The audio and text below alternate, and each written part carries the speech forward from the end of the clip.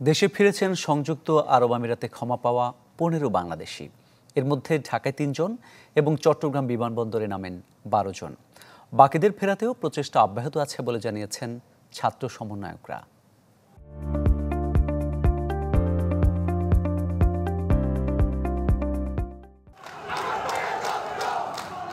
ছাত্র জনতা আন্দোলনে সংহতি জানিয়ে গেল ১৯ জুলাই সংযুক্ত আরব আমিরাতে বিক্ষোভ করেন প্রবাসী বাংলাদেশিরাও। দেশটিতে যে কোনো ধরনের বিক্ষোভ নিষিদ্ধ থাকায় ৫৭ বাংলাদেশিকে বিভিন্ন মেয়াদে সাজা দেয় সেদেশের আদালত। নতুন সরকার গঠনের পর প্রধান উপদেষ্টা ডক্টর ইউনূসের অনুরোধে সম্প্রতি কারামুক্ত হন সেই সব বাংলাদেশি।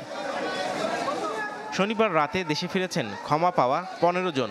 বিমানবন্দরে সে সময়ের স্মৃতিচারণ করেন তারা। ৫৭ জন থেকে অনেক বেশি, আপনাদের চিন্তাধারার চাইতে অনেক বেশি মানুষ এখানে আটক। সাধারণ জনগণের প্রতি আমি সম্মান জানাই।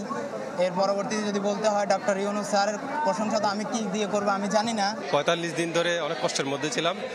বাংলাদেশ সরকারকে, বর্তমান সরকারকে অনেক অনেক ধন্যবাদ যে আমাদেরকে ফিরিয়ে নিয়ে আসার জন্য। এই দেশে এখন পাঠিয়ে দিয়েছে আমাকে নিঃস্ব করে।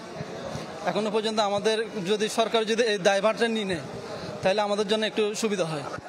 বিমানবন্দরে প্রবাসীদের অভ্যর্থনা জানান বৈষম্য বিরোধী ছাত্র আন্দোলনের সমন্বয়করা। বলেন বাকিদেরও দেশে ফেরানোর প্রক্রিয়া অব্যাহত রয়েছে।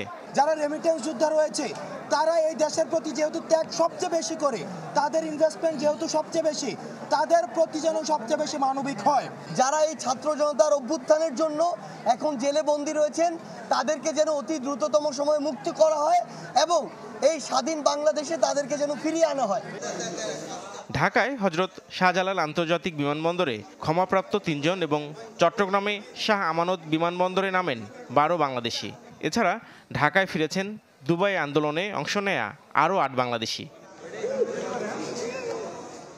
নাফিউল ইসলাম লিংকন, চ্যানেল 24, ঢাকা।